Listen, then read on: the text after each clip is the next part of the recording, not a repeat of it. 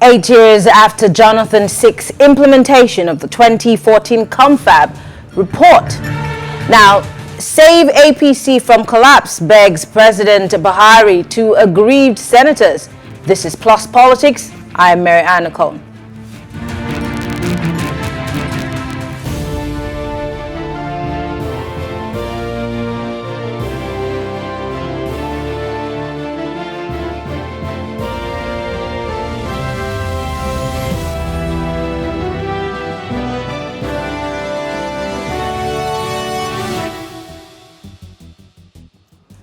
Former President Goodluck Jonathan has opened up on why he could not implement the recommendations of the 2014 conference report, saying he procrastinated because he was confident of winning the 2015 general election.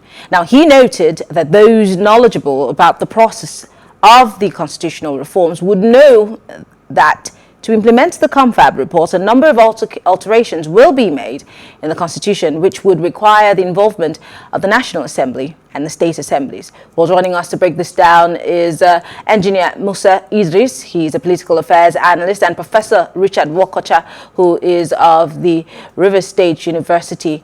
Thank you so much, gentlemen, for joining us. Thank you. I'll start with you, Professor.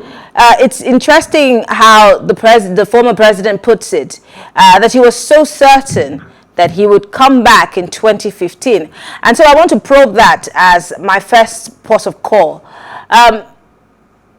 Could this be also the reason why we have a lot of issues that lie pending, because maybe politicians hope that they would stay in office longer for them to ever get to these things? Or was it just that maybe President Goodluck Jonathan thought that after 2015 it would be a better time to address the issue?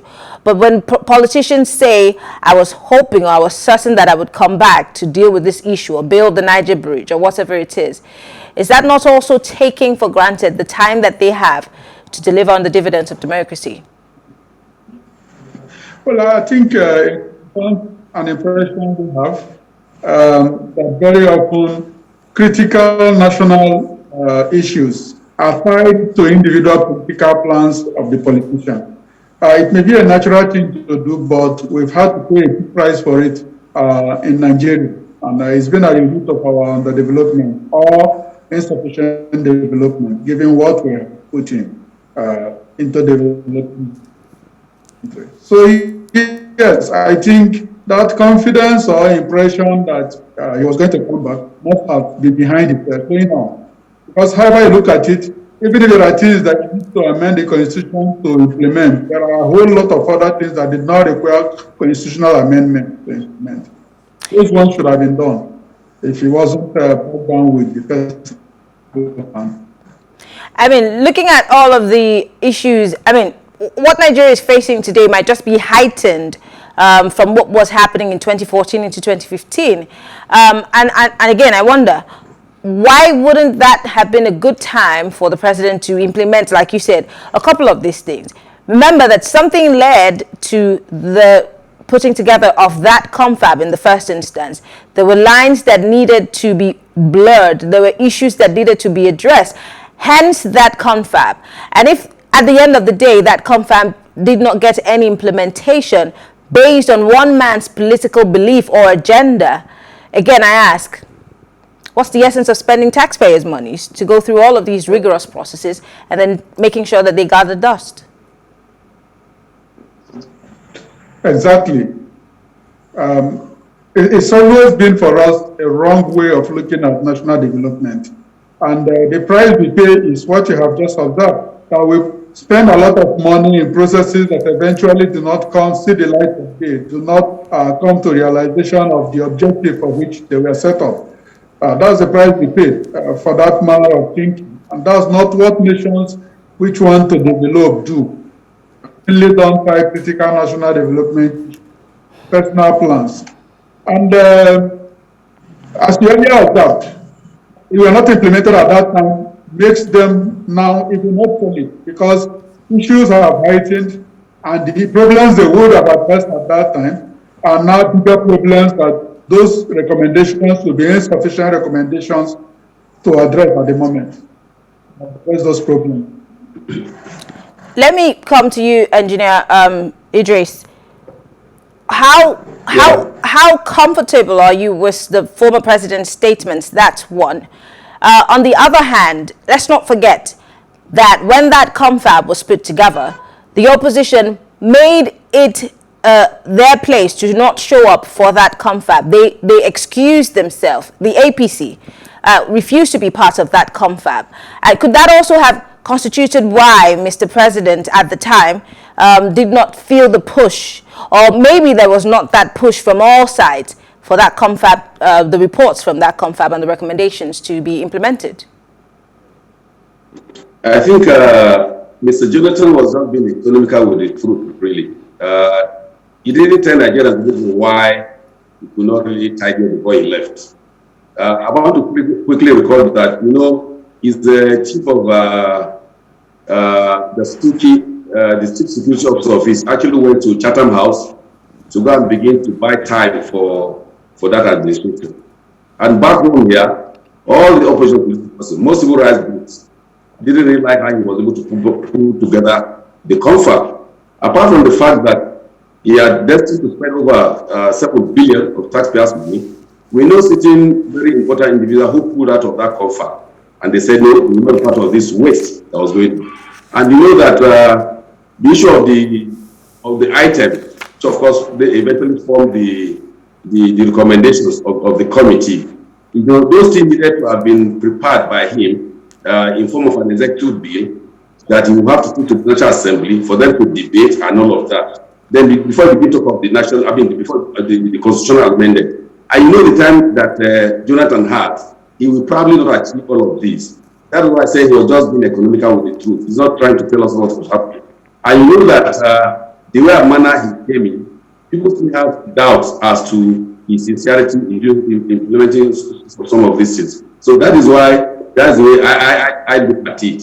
Because a lot of forces they were behind that. We are not even ready to help him to assist his plan of trying to get it through. Because he needs to do a lot of lobbying in the National Assembly, just so I can go through. But I know that what a lot of people were saying in 2014 was that why did he have to set up a separate committee, to form the confab of about 400 and something members, plus his own 13 presidential advisory, council, which of course formed the nucleus of about 500 persons who actually addressed that issue.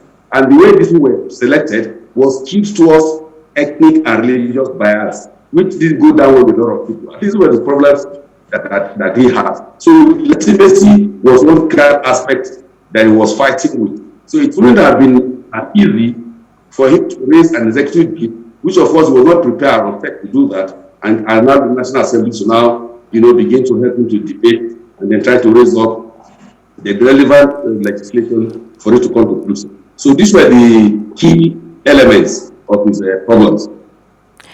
How is a national confab a national confab if you are saying that certain persons were not involved or carried along based on ethnic lines, or that he had to have a 400-man committee? I know that there are political sides to it, which we will get to. But how was he even going to have this conversation on the floor of the National Assembly if the major opposition at the time was not actually, if the major opposition were not actually, on the same grounds with him? I think you skipped the illegality that I talked of. You see, the confab itself was illegal. We have a seated, democratic, elected National Assembly members of that house, which constitutes 109 senators, which constitutes over 350 or 60 of the House of Representatives. These are the legitimate representatives of the people, representing all news and credits of the country, spread across all the geographical divide of the country. So those caliber of persons that were so elected are the legitimate set of persons that ought to have debated what the government at that time were ready to implement. They were talking of state creation, fiscal federalism, resource control, revenue allocation. These are some of the things that form the confab element. But unfortunately, these are things that ought to have been legitimately debated in the National Assembly. So, for you to have this outside the National Assembly would not have been easy for the members to agree this to sail through. That was why I said the illegality that he was confronted with make it very difficult for him to allow this to go through. So people were actually waiting for him either to come through an executive bill and then begin to say they were able to approve that. So it would have been very difficult for them to agree to all of those things that he was trying to push through. I know it would not have been easy for all the states to agree for what he was trying to do. He was talking of creating 18 states out of the present structure. He was talking of doing state police. He was trying to talk revenue of like fiscal federalism. These things are too much. How can a government have no time? You are willing to another 2 months within which to extend the tenure of the Confab. And again, he knows that there is election ahead of him. So how are he going to do all of this?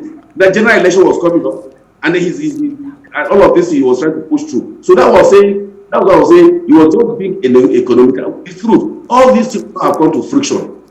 So I think I'm quite enjoying that naturally. For him to come out now to say he's asking National Assembly to look at the Confab and then accept it is not being fair to Nigerians. But I think what he would have done was to try to lobby the present government.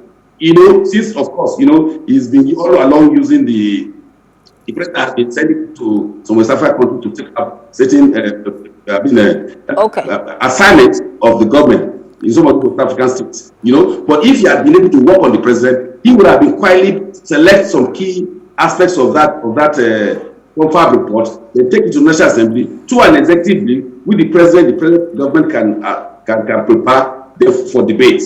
Okay. That is the only way to say true. Just like the late Aduche did, when he had this Confab also, that I was able to at least, as I speak now, a lot of items from that. That was a constitutional conference, yes. I've been selected.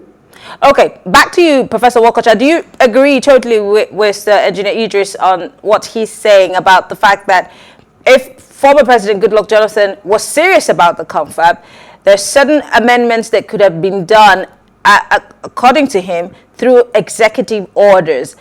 Do you agree that that could have sailed through?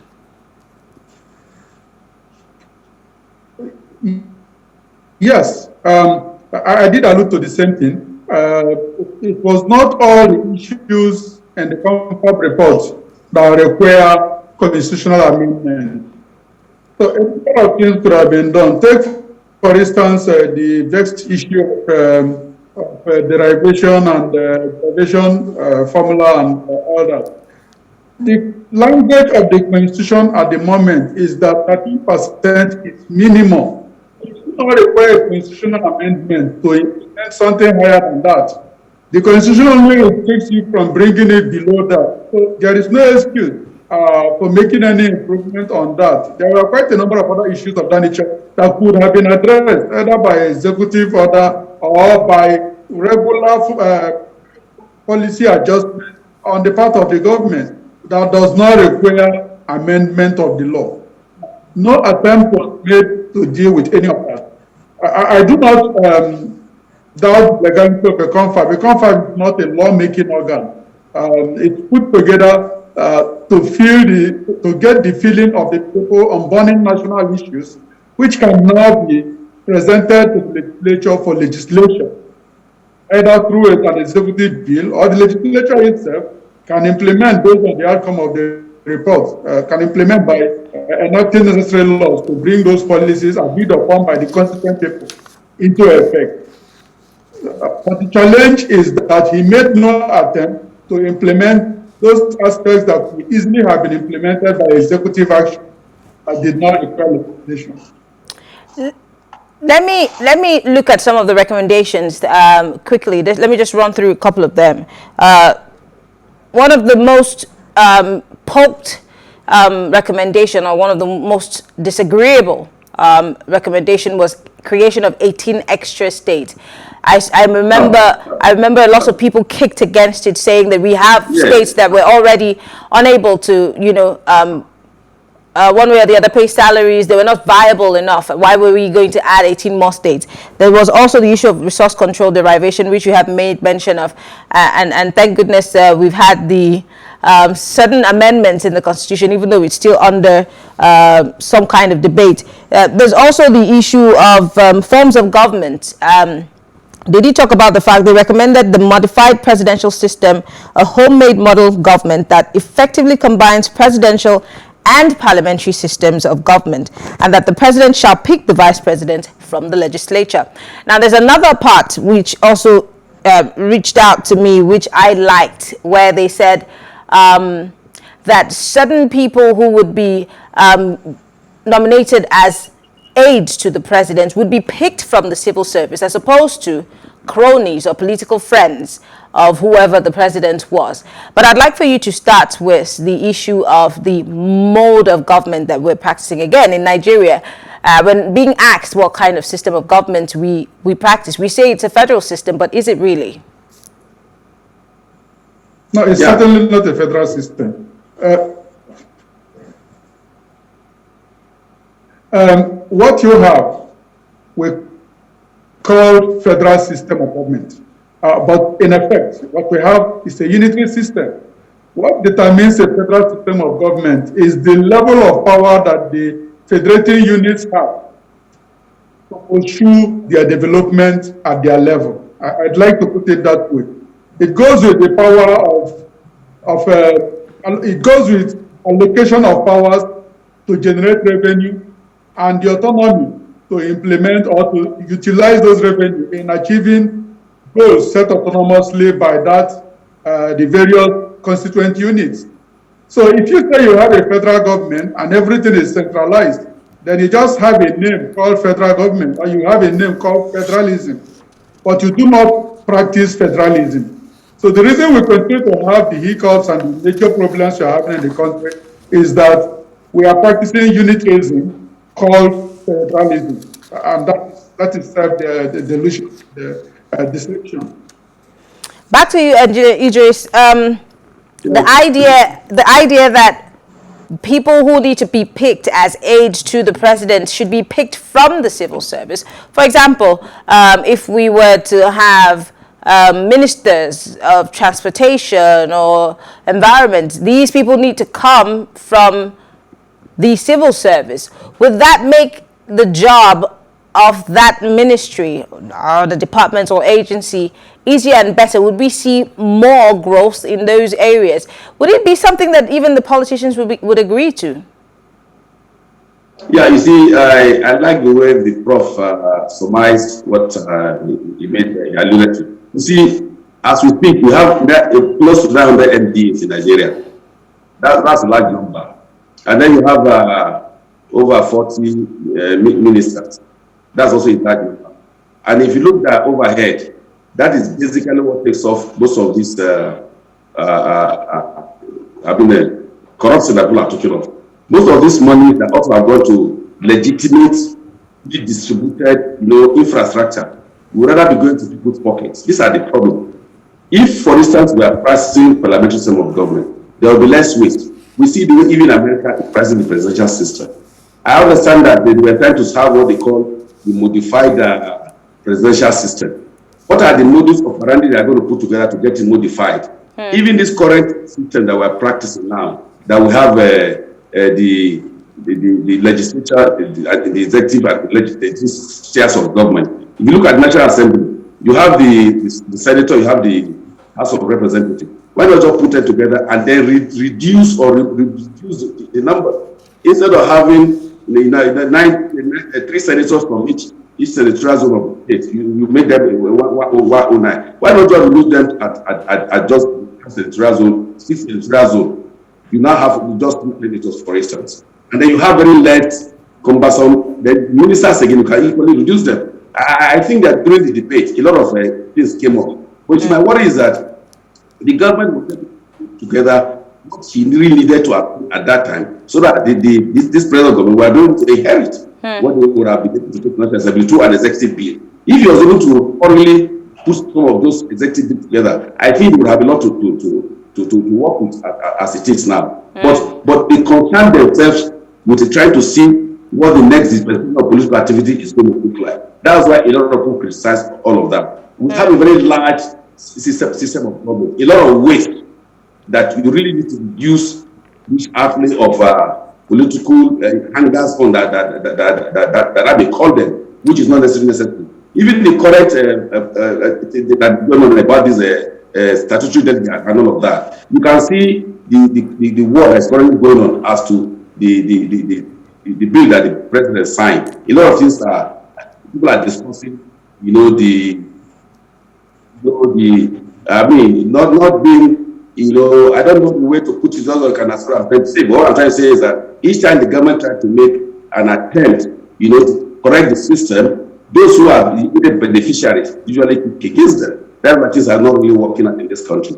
But I think what we need to have is to have those who have the nation at heart, who can actually go out to what they are supposed to do, just so that find any particular ministry, discharge the basic responsibility that you ought to discharge, so that those who are for, to give it back this infrastructure that they want, to have. I agree with you. I agree with you as interesting and as beautiful as that idea sounds. You have also, in that same breath, said that why some of these things are not working is because there are people who are benefiting from it. And I'm guessing the percentage of the people who are benefiting from it is powerful enough to put a plug or a spanner in the wheels of, these things happening. And so I ask, why or how do we get not just one person, because there might be one president who wants to make things change, but how do we get also these people who seem to be the blockades for these policies and programs to work? How do we get them out of the way to get the right kind of people there? You see, sometimes when I talk with gentlemen like you say, oh, we need better, laws or legislations coming from the National Assembly. But then if the people who are in the National Assembly are comfortable with the legislations that they put out, why would they want to cut off their nose to spite their face? That's another thing. So will we ever be able to get out of this rot when we still have the same sets of people running in the system 35 years and counting? It will be difficult for us to have those kind of clear system that you want. I think the person that would have been able to do that, one singular person that would be able to do that with the right caliber of politicians that would have been the President Muhammad Buhari. Unfortunately, he came and he reneged in doing what he has actually problems with people. He thought that he was going to go all out. I mean, look at what democracy, just passenger did, not minding whose ox is God and all of that. He was able to get some of these things. But he relaxed and his case to do what they are doing. That's why we are not having things working out here. Yeah. But you see, if you have a president who knows what they want, and look at the program of what are the manifesto, what are they really talking about, what are they promising the people? They will not be able to say, you look at itemize them and begin to take them item by item and then spread them as it were across the place of the country, by what you call the democratic dividend. If these are spread and is well implemented, you won't have all issues and cracks. But you see today, these things are still toward a particular section. Even today, as we speak now, look at the two contending parties, what they are coming. For instance, now, I'm sorry to digress a little bit. What is APC going to be telling them this now? We're trying to head if he eventually gets it. What is he going to be telling Nigeria? These are some of the issues that we are saying. There are things that are not being tackled.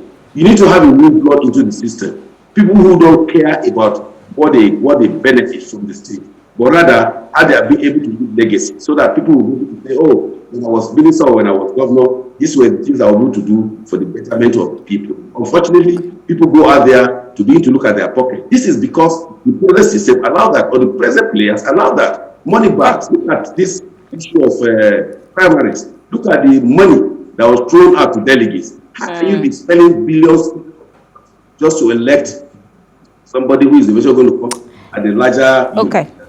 That is all. So we could go do like this until we're able to see how this will be cleansed up. Take off this rule at the clog in the wheel to have a clean system. As it is now, the money does are not there. Each time they sponsor person into a group, you always go back and report their investment. That's why it's very difficult.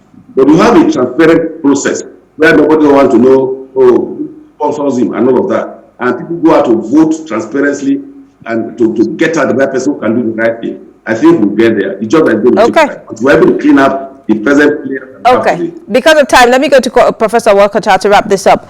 Professor Wokocha, there are a few similarities with this Confab recommendations and a few of the changes that we've seen happen in the amendments that have happened, in the past few months.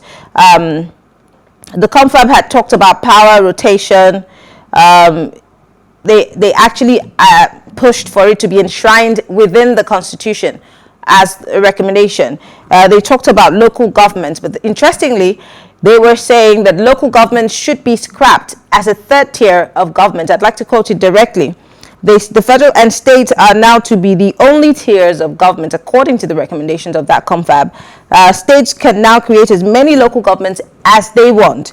Joint state and local government accounts will be scrapped, and in its place, there will be an establishment of the state RMAFC with representatives of local government chairmen nominated by the governor.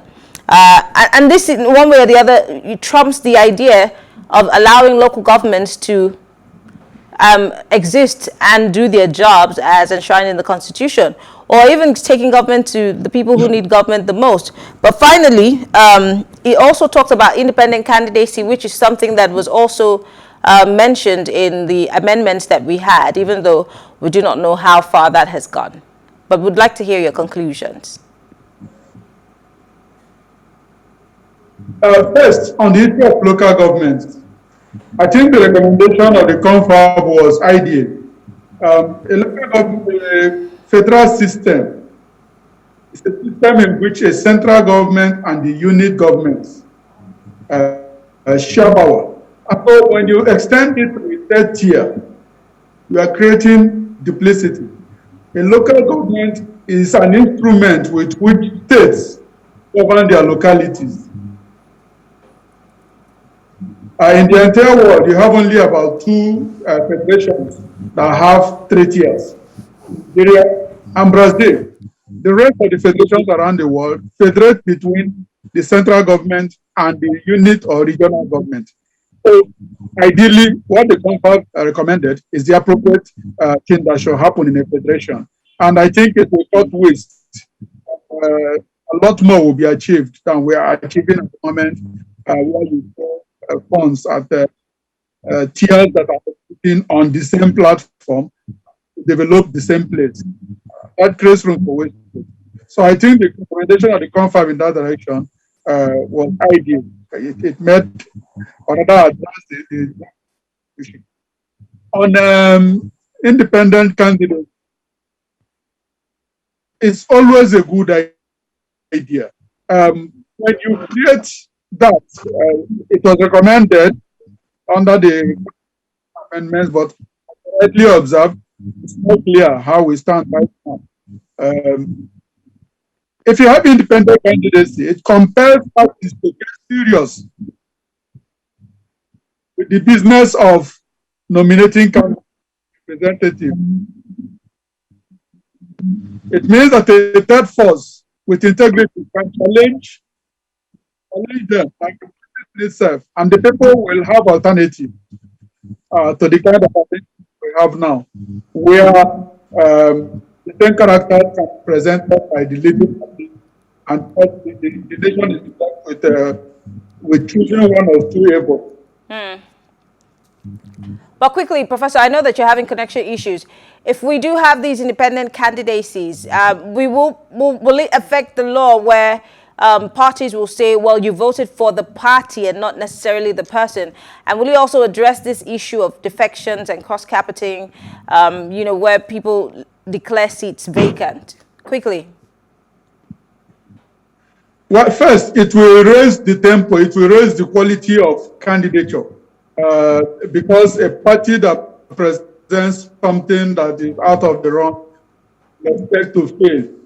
So I believe that if you allow independent candidacy, it will address some of those issues. Certainly will. It can address some of those issues. Yeah. Okay. Well, Professor Ritchard Wokocha is a professor of law at the Rivers State University. Engineer Musa Idris is a political affairs analyst. Thank you so much, gentlemen, for being part of the conversation. We appreciate your thoughts. Thank you.